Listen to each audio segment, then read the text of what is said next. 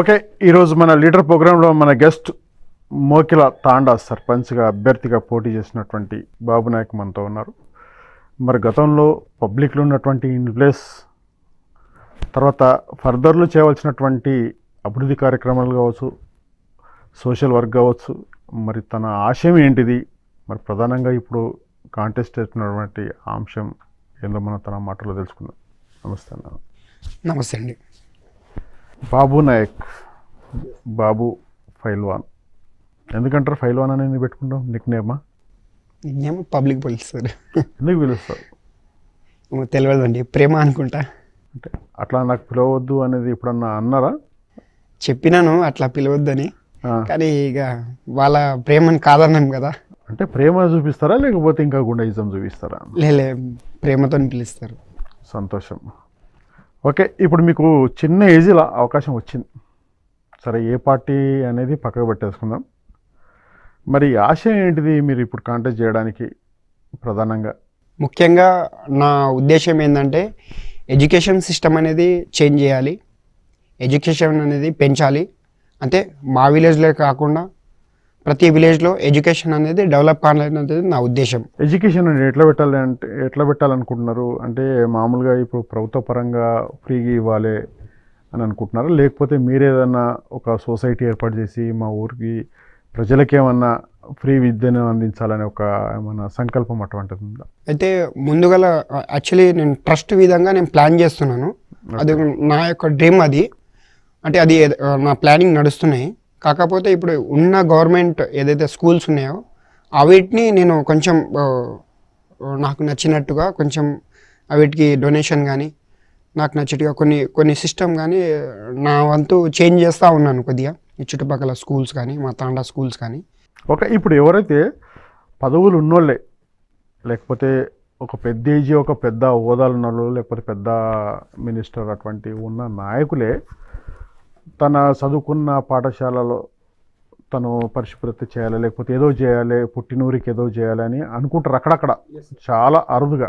అటువంటిది మీరు ఏ పదవి లేకుండానే మీరు ఇటువంటి సోషల్ వర్క్ చేయాలనేది ఏ బేసిక్ అనుకోవచ్చు? రాజకీయ లబ్ధి కోసం అనుకోవచ్చా, లేకపోతే ఈ బాబు నాయక్ ఒక ఇమేజ్ పెరగడానికి అనుకోవచ్చా? అంటే అలాంటిది ఏం లేదు. అంటే నేను చదువుకున్నప్పుడు అంటే కొన్ని సిస్టమ్స్ లేకుండే. అంటే చదువుకోవాలన్నా కొన్ని బుక్స్ కానీ డ్రెస్సెస్ కానీ అంటే కొన్ని పరికరాలు లేకుంటుండే. సో ఇవాళ మనం సరే చదువుకున్నాము, కొంతవరకు చిన్నగా మనం కూడా సంపాదించినాము. సరే ఏదో చేయాలి విద్యార్థులకు, మన వరకు ఏదైనా చేసి వాళ్ళకు కూడా డెవలప్ చేయాలి, ఎడ్యుకేషన్ అనేది కొంచెం డెవలప్ చేయాలనేది నా ఉద్దేశం.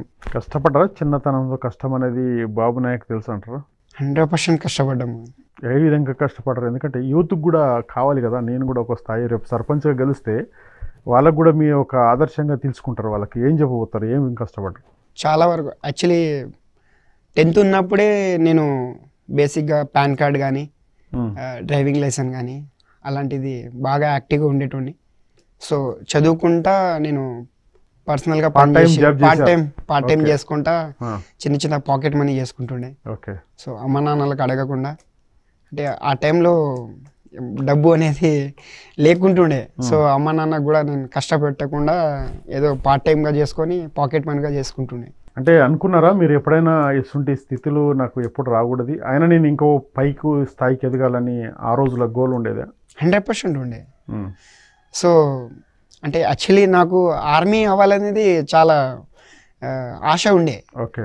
సో అంటే చాలాసార్లు నేను ఎగ్జామ్స్ రాశాను, మళ్ళీ రన్నింగ్కి వెళ్ళాను, కానీ ఇక మన హైట్ ప్రాబ్లం వల్ల మిస్ అయిపోయినాము. ఓకే. సో ఇక అక్కడి నుంచి అనుకున్నాను. ఓకే. సో అంటే మనం అనేది ఒక సరే ఎక్కడ వెళ్ళినా మనం సర్వీస్ చేయాలి. సో అదేవిధంగా ఎందుకు మనం మంచిగా డబ్బులు సంపాదించి వచ్చే దాంట్లోకి వెళ్ళి ఒక 25% తీస్తే మనలాంటి పేద విద్యార్థులు ఎట్లయినా చదువుకుంటారు అనే ఉద్దేశంతో అదొక నిర్ణయం చేసుకున్నాను. ఎప్పుడో 2012లోనే చేసుకున్నాను, ఒక మైండ్లో స్కెచ్ చేసుకున్నాను. మరి ఎందుకు రాలేకపోయారు ఇప్పటి వరకు సర్పంచ్గా? అంటే గత కాలం జరిగిన ఇయర్లలో మరి మీకు ఏ పార్టీ సపోర్ట్ చేయలేదా, లేకపోతే మీరే పాలిటిక్స్కు వస్తే బాగుండదు ఈ సమయం కాదనుకున్నారా, లేకపోతే ఎందుకు కాదనుకుని ఇప్పటి వరకు వెయిట్ చేశారు? అంటే అప్పుడు అంతా మన పొలిటిక్స్ గురించి అంత ఐడియా లేదు మనకు. సో అట్లా అని మనం ఎప్పుడు కూడా ఆలోచించలేం, పొలిటిక్స్లో వస్తామనేది కూడా ఆలోచించలేం. కానీ ఇవన్నీ మనం ఈ ఈ అవేర్నెస్ చూసే వరకు కొంచెం అనిపించింది, మనలాంటి యూత్ కొంచెం ముంగట్టు వస్తే ఇంకా సిస్టమ్ చేంజ్ చేయొచ్చు. సరే పవర్ లేకుండానే మనం కొన్ని చేస్తున్నాము, పవర్ వచ్చిన తర్వాత సరే కొంతమందిని కలిసి ఏదైనా ట్రస్ట్ పెట్టి ఏదైనా చేయొచ్చు అనే ఉద్దేశంతో. ఏం ట్రస్ట్ పెట్టదలుచుకున్నారు? నేను ఫస్ట్ ఆఫ్ ఆల్ అనేది ఎడ్యుకేషన్ ట్రస్ట్ పెడతాను, ఫ్రీ ఎడ్యుకేషన్ అనేది. ఓకే. సో ఓన్గా ఒక స్కూల్ ఖచ్చితంగా, అంటే తెలంగాణ అంటే మండల్ వైజ్గా ఒక స్కూల్ ఖచ్చితంగా ఫ్రీగా. అంటే మీది స్థాయి సర్పంచ్ స్థాయి, అంటే మండల్ స్థాయి అని కాకుండా సర్పంచ్ స్థాయి ఏం చేయాల్సిందే మీ గ్రామ స్థాయి. సరే రేపు రిజర్వేషన్ జెడ్పీడీసీ లేకపోతే ఏదో వస్తే మీరు మండల్ స్థాయి లెవెల్లో పోవచ్చు. ఇప్పుడు గ్రామానికి ఏం చేయదలుచుకున్నారు? గ్రామంలో నేను ఇప్పుడు సర్పంచ్గా ఎన్నుకున్నది ఎందుకంటే మెయిన్గా ఫస్ట్ ఆఫ్ ఆల్ మా తాండాలో ఏదైతే స్కూల్ ఉందో దానికి 10th వరకు తీసుకెళ్ళి దానికి ఒక ప్రైవేట్ స్కూల్లో ఏ విధంగా అయితే ఫెసిలిటీ ఉంటుందో అదే విధంగా సేమ్ ఫెసిలిటీ చేయాలనేది నా యొక్క గోలు. కార్పొరేటర్ ధీటుగా ఎస్ ఆ విధంగా. అంటే అక్కడ మనకు సేమ్ పీటీ సార్స్ ఉంటారు, టీచర్లు ఉంటారు, అంటే మనకు కావాల్సిన విధంగా ఒక 2 ఎక్స్ట్రా టీచర్లే ఉంటారు. అంటే మన గవర్నమెంట్ స్కూల్లో చూసుకుంటే 2 టీచర్లు తక్కువనే ఉంటారు కానీ ఎక్కువ మంది ఉండరు. సో అలా మనం ఎందుకు చేయలేం, మన గవర్నమెంట్ స్కూల్ని ఎందుకు మనం డెవలప్ చేయలేం అనేది. ఓకే, ఇప్పుడు గవర్నమెంట్ స్కూల్లో ఒక కార్పొరేటర్ దిశగా మీరు చెయ్యాలని మీకు సంకల్పం ఉంటే దానికి ఎక్వైర్మెంట్ కావాలి, దానికి ఒక సిస్టమ్ కావాలి. మరి దానికంతా ఫైనాన్షియల్ సిస్టమ్ ఎట్లా సమకూరుస్తారంటారు? అది నాకు కొంచెం చిన్న ఈజీ టెన్షన్ ఏం లేదు. అంటే ఉన్న గవర్నమెంట్ స్కూల్ని, అంటే నేను సపరేట్గా పెట్టాలని కాదు, ఉన్న గవర్నమెంట్ స్కూల్నే నా ట్రస్ట్ ద్వారా దాన్ని డెవలప్ చేయాలనేది నా ఉద్దేశం. ఇప్పుడు మీరు ఒక మాట అన్నారు ఇంతకుముందు, ఎందుకంటే అందరూ ఒక స్థాయికి వెళ్ళిపోయారు, అందరూ ఒక న్యాయంగా చేస్తున్నారు లేకపోతే అన్యాయంగా చేస్తున్నారు ఏదో రకంగాని మీరు ఒక విషయం అన్నారు. అంటే పెద్ద పెద్ద బండ్లలో తిరుగుతున్నారు అది అని మీరు ఇండైరెక్ట్గా మీరు మాట్లాడు, అంటే వాళ్ళ ఆశయం ఏమన్నా ఉండొచ్చు కానీ వాళ్ళు ఒక కబ్జాలు కావచ్చు, టోటలీ ఇల్లీగల్ కావచ్చు, ఏదో రకంగా వాళ్ళు పెద్దగా కావచ్చు. Yes sir. అందులో భాగంగా బాబు నాయక్ కూడా అదే సిస్టంలో వెళ్ళబోతున్నాడా లేకపోతే న్యాయబద్ధంగా ఉండబోతాడా? ఖచ్చితంగా న్యాయంగానే వెళ్తున్నాం. ఎక్కడ కూడా మనం ఎలాంటి దౌర్జన్యం కానీ అలాంటి మనం ఎక్కడ కూడా ఈ రోజు వరకు మనం చేయలేదు, చేయం కూడా. ఎందుకంటే మనం సిస్టమ్ అనేది ముంగట ఉంది. సో దాన్ని చూసుకొని, చట్టం అనేది ఎవరు చుట్టం కాదు, దాన్ని చూసుకుంటా అనేది వెళ్ళాలి. సరే అన్ని చోట్ల మనం నడుస్తుంది, మనమే ఇది అనుకుంటే కాదు. అంటే ఇది పెద్ద, ఇప్పుడు చాలామంది ఆశయం ఏంటంటే ఫస్ట్ కాన్సెప్ట్ ఏంటంటే మేము సర్వీస్ చేస్తాం, సర్వీస్ ఓరియంటెడ్గా మేము ప్రజల క్షేత్రంలో ఉంటాం, ఏ ఆపద వచ్చినా మీరు రండి, నేను ఎప్పటికీ మీ అందుబాటులో ఉండాలనేది ఇప్పుడు ఎలక్షన్ క్యాంపెయినింగ్లో కావచ్చు, ఇప్పుడు ఎలక్షన్ ముందు చెప్పినటువంటి ఒక మాట ఇవ్వబోతారు. తర్వాత ఈ సిస్టమ్ అనేది టోటలీ మారుస్తారు ఈ రాజకీయ నాయకులకు. అదొక ట్యాగా, అదొకటి వాళ్ళకు ఉన్నటువంటి లక్షణమా, లేకపోతే ఆ వైఫ్ పోకుండా ఇదే ఇప్పుడున్న స్థితిలో ఉంటారంటారు? తప్పకుండా అండి. గతంలో ఏ విధంగా అయితే నేను 24/7 నేను ప్రజలకి ఎప్పుడు కూడా సహకారంగానే ఉంటాను. ఎప్పుడు కూడా ఏ ప్రాబ్లం ఉన్నా అందరికంటే ముందు ఫస్ట్ నేనే ఉంటాను. అంటే నాకు ఊర్లో కూడా ప్రతి ఒక్కరు సరే ఏదైనా ల్యాండ్ పరంగా అంటే వేరే వాళ్ళకి కాల్ చేస్తారేమో కానీ ఏదైనా మెడ వరకు ఉంటే ఖచ్చితంగా నన్నే కాల్ చేస్తారు. అంటే ల్యాండ్ వరకు మీకెందుకు చేయరు, మెడ వరకు వస్తే మీకెందుకు కాల్ చేస్తారు? అంటే ఇప్పుడు చాలా మంది మీరు కూడా గ్రహించాలి కదా, ఇప్పుడు సెటిల్మెంట్ అంటే నాకు కూడా ఒక రూపాయి వస్తుంది కదా అనేది మీరెందుకు అది అవాయిడ్ చేస్తారు? సో నేను ల్యాండ్లో దాంట్లో ఎక్కువ వెళ్ళానండి. ఎందుకంటే సో దాంట్లో ఎందుకంటే మంచి ఉంటుంది, చెడు ఉంటుంది. మంచి చేసినాం అనుకో మంచివాడు అంటారు, మళ్ళీ ఏదైనా అక్కడ చిన్నగా సరే మనోళ్ళే ఉంటారు, ఏదైనా చిన్నగా ఏంటంటే సరే భయ్ మనోడు ఏమి అంటే డబ్బుల విషయం వచ్చేసరికి కొద్దిగా అక్కడ మన మీద ఏదైనా మనోడు మంచోడు అని చెప్పేస్తారు. సో ఆ బ్యాడ్ ఇంప్రెషన్ రాగలదని మనం ల్యాండ్ విషయంలో డైరెక్ట్ చెప్పేస్తాం, పలానా దగ్గర వెళ్ళండి అనేసి చెప్పేస్తాం. మరి ఇప్పుడు అభివృద్ధి చేయాలి, మీ గ్రామ పంచాయతీని అభివృద్ధి చేయాలంటే ఫండింగ్ అనేది చాలా ఇంపార్టెంట్. Yes sir. అటువంటి సోర్సు మరి ఎమ్మెల్యే కానీ తర్వాత ఎంపీ కానీ, ఎందుకంటే ఇప్పుడు ఎంపీ బీజేపీ తర్వాత కాంగ్రెసు ఇద్దరు ఉన్నారు. Yes sir. మరి మీరు ఎవరు కోఆర్డినేషన్ తీసుకొని ఫండింగ్ తీసుకుంటారు? అయితే ఇప్పుడున్న గవర్నమెంట్ బాగానే నడుస్తుంది, గతంలో ఉన్న గవర్నమెంట్ కూడా బాగానే నడిచింది. సో నేను గవర్నమెంట్ని ఏం చెప్పదలుచుకోలేదు. కాకపోతే ఎవరి పనులు వాళ్ళు చేసుకుంటూ వెళ్తున్నారు. సిస్టమ్ అనేది ఎప్పుడు కూడా ఆగదు. కాకపోతే నా ఉద్దేశం ఏంటంటే ఎడ్యుకేషన్ని ఫస్ట్ ప్రిఫరెన్స్ ఇవ్వాలనేది నాది ఉద్దేశం. ఎందుకంటే ప్రతి విలేజ్లో చూస్తున్నాం పిల్లలందరూ చెడిపోతున్నారు. 10th వరకు వచ్చేసరికి చెడిపోతున్నారు. ఇంటర్ ఎందుకు చేయలేకపోతున్నారు అన్నది క్వశ్చన్ మార్క్ అక్కడ. అంటే వాళ్ళ తల్లిదండ్రులు కూడా స్థితిగతులు బాగాలేకపోవచ్చు కూడా. ఎస్, అదొక పాయింట్ కావచ్చు. ఎస్. మరి వాళ్ళు అటువంటి వాళ్ళకు ఫైనాన్షియల్గా ఆదుకోవాలని మీ దగ్గరకు వస్తే ఏమైనా మీ సపోర్ట్ ఉంటుందా వాళ్ళకు? 100% ఉంటుంది సార్. చాలా ఇలాంటిది మనం చాలా చేసినాం సార్. సో ఎడ్యుకేషన్ వరకు వచ్చేసరికి మనం ఫస్ట్ ఉంటాం సార్.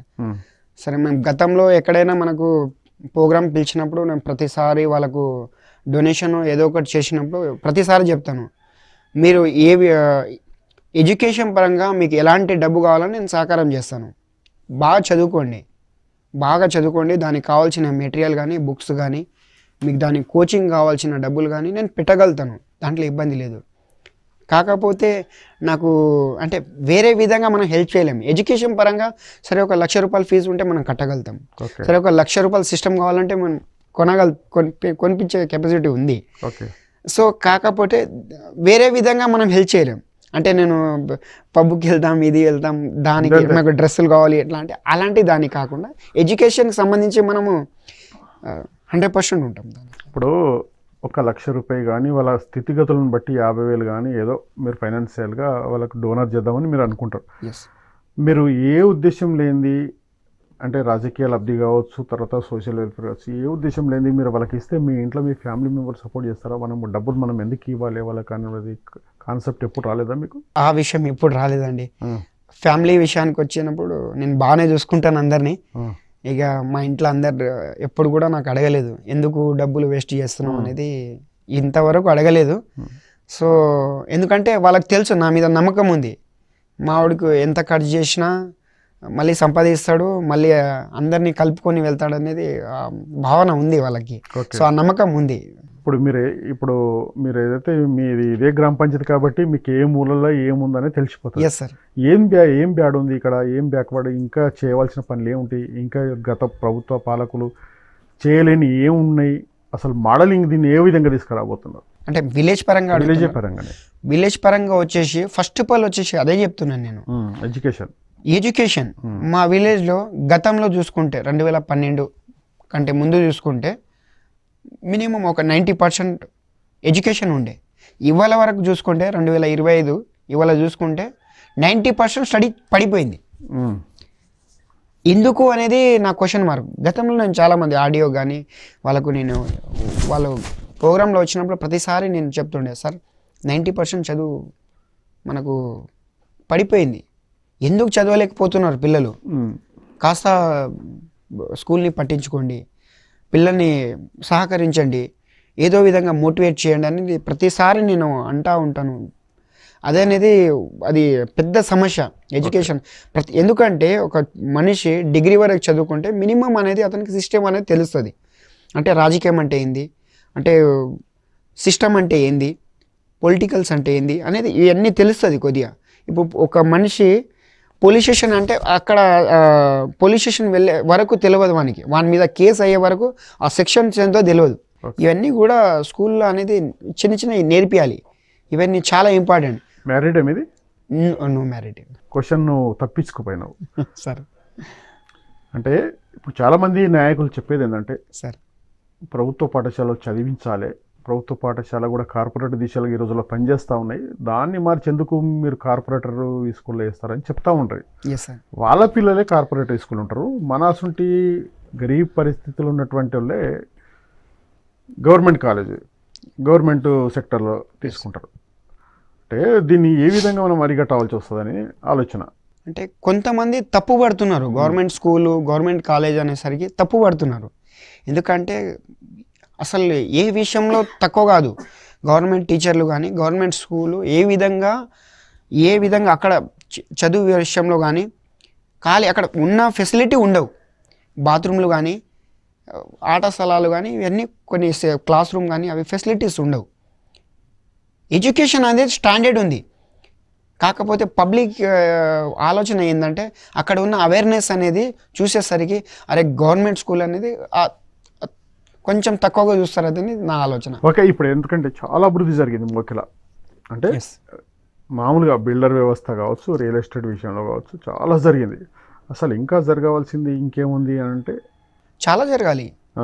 ఇప్పుడు రోడ్ల విషయం కానీ, కరెంటు విషయం కానీ, టెంపుల్ విషయం కానీ, గ్రామ పంచాయతీ విషయం కానీ ఓకే చాలా జరగాలి. ఇప్పుడు ఒక గ్రామ పంచాయతీలో కూర్చోవాలన్న ప్లేస్ లేదు. ఒక మనిషి ఇప్పుడు ఇంత పెద్ద విలేజ్ ఉంది, ఒక 10 మంది కూర్చోవాలన్నా మంచి ప్లేస్ ఉండాలి. సరే, ఒక మంచి విషయాల కోసం విలేజ్ గురించి మాట్లాడాలన్నా ఒక మంచి కమ్యూనిటీ హాల్ అనేది ఉండాలి. ఏ ఫెసిలిటీ లేదు ఇక్కడ. నేను ప్రతిసారి ఆశ్చర్యపోతాను. ఏంటంటే ప్రతి వాళ్ళకి అడుగుతాను, ఏంది భయ్ మోకిలా అనేది R1 జోను, చూస్తే ఎకరం 15 కోట్లు 20 కోట్లు ఉంది. ఒక గ్రామ పంచాయతీ సరిగా లేదు, ఒక టెంపుల్ సరిగా లేదు, ఒక కమ్యూనిటీ హాల్ లేదు, ఒక స్కూల్ మంచిగా లేదు.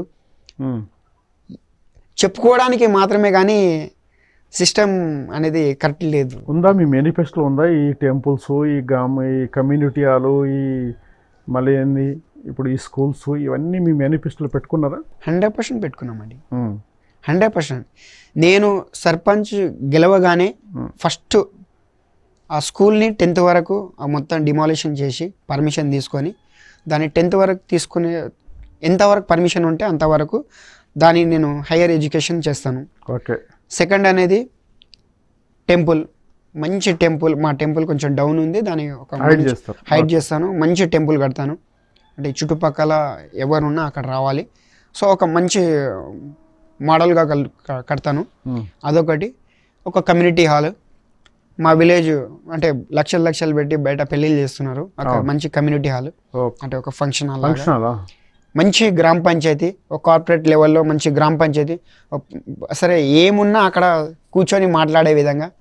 ఇప్పుడు మన గవర్నమెంట్ స్కూల్ నుంచి కొంతమంది ఆయా టీచర్లు వస్తారు హాస్పిటల్ నుంచి. వాళ్ళకు పాపం ఎక్కడా కూడా వాళ్ళకు లేదు. అంటే ఒక హాస్పిటల్గా ఒక చిన్న హాస్పిటల్. ఓకే, ఖచ్చితంగా ఇవన్నీ చేస్తాను. ఎందుకంటే ఇవన్నీ ఇంప్లిమెంటేషన్ కాకపోతే ఇప్పుడు మీరు హాన్ రికార్డ్గా చెప్తా ఉన్నారు, రేపు గెలిచిన తర్వాత కూడా నీకు ఇదే రిప్లై చేస్తాం, అప్పుడు మీరు చాలా ఖండించవలసి వస్తుంది, సఫర్ అవ్వాల్సి వస్తుంది. ఎస్, 100% చేస్తాం. 100% చేస్తాను కూడా. అంతే, గతంలో చేసినాను. ఓకే, 100% చేస్తాను. అది నాకు బై బర్త్ వచ్చింది అది. ఎందుకంటే నాకు చేయాలి, పలానా పని చేయాలి, ఈ పలానా నాకు కళ్ళ ముందు ఏదైనా, ఫర్ ఎగ్జాంపుల్ నేను ఇక్కడ నుంచి వెళ్తున్నాను, ఎక్కడైనా మోరీ జామ్ కనిపించింది అనుకో, నాకు ఎవరు చెప్పాల్సిన అవసరం లేదు, నేనే చేపించేస్తాను. అంటే ఇప్పుడు జనరల్గా సరే అభివృద్ధి వైపు ఒక రకంగా అయితే మనిషికి కావాల్సింది ఒక లక్ష్యం. అంటే మామూలుగా ఇప్పుడు కొద్దిమంది స్టూడెంట్స్ ఏం చేస్తున్నారంటే డ్రగ్స్కు బాగా అలవాటు పడిపోతారు. దాన్ని ఎంత నిర్మించగలరు? అదే మనం దానికి ఒకటి మనిషి ఎప్పుడైనా స్టూడెంట్ని బిజీగా ఉంచాలి. మనం ఎప్పుడైతే వానికి మొబైల్కి బానిసగా చేస్తున్నామో మనిషి మొత్తం చెడిపోతున్నాడు. వానికి మొబైల్ అవసరం లేదు. ఎవడైతే వాడు 10th లోపల చదువుకుంటున్నాడో వానికి మొబైల్ అవసరం లేదు. వానికి కావాల్సితే స్కూల్ తరఫు నుంచి ఒక ట్యాబ్ ఉంటుంది, దాంట్లో మొత్తం దానికి ఎడ్యుకేషన్ సంబంధించి అన్నీ కూడా ఉంటాయి దాంట్లో. సో అలాంటి ఫెసిలిటీ ఇస్తే వానికి మొబైల్ అవసరం లేదు. సరే, నీకు ఆ వయసులో అవసరం లేదు భయ్, ఆ టిక్ టాక్ అవన్నీ అవసరం లేదు. అంటే పిల్లలు ఎక్కడ చెడిపోతున్నారంటే మొబైల్ ఎప్పుడైతే తీసుకుంటున్నారో ఇప్పుడు దాంట్లో ప్రపంచం ఉంటుంది. ప్రపంచాన్నే చిన్న ఏజ్లోనే చూసుకుంటారు వాళ్ళు. దాని నుంచి సరే మనం ఎందుకు కష్టపడాలి, ఎంత చదువుకొని ఎందుకు కష్టపడాలి, చూడు వాడు జాలీగా తిరుగుతున్నాడు. ఎవడైతే జాలీగా తిరుగుతున్నాడో వాడిని అనేది ఖాళీగా అనేది ఉంచకూడదు. అంటే సరే ఇప్పటివరకు అయిపోయింది, ఒక 10th ఇంటర్ చదివిండు, ఖాళీగా ఉన్నాడంటే వానికి ఖాళీగా ఉంచొద్దు. అది ఎవడైతే ఊర్లో యూత్ పెద్ద మనుషులు ఉన్నారో వాళ్ళ తప్పది. ఎందుకంటే వాళ్ళకి చెప్పాలి, చూడుపోయి నువ్వు ఖాళీగా ఉన్నావు, నువ్వు తిరగకు, ఎక్కడైనా పనికి వెళ్ళిపో. సరే ఏదైనా చిన్నగా జాబ్ చేసుకో అనేది మన బాధ్యత. అది ఖచ్చితంగా వాడు వెళ్తే వాడిని చూసి ఇంకోడు నేర్చుకుంటాడు. అంటే ఇప్పటివరకు మీరు అసలు లైన్లో నడిపించారా? ఎందుకంటే ఈ ఎంప్లాయ్మెంట్ లేకపోతే కూడా అన్ఎంప్లాయ్మెంట్ ఉంటే కూడా ఎంప్లాయ్మెంట్ కల్పించారా ఇప్పటివరకు? చేసినామండి, చేశారా? చేసినాం. చిన్నగా మనకి ఇక్కడ తెలిసిన వాళ్ళు ఉంటే సార్ పెట్టుకోండి సార్ మనోడు అనేసి మాట్లాడినాం సార్. గతంలో మనం పెట్టించినాం సార్. ఉన్నారా మీకు దుస్మన్లు ఉన్నారా తాండాల?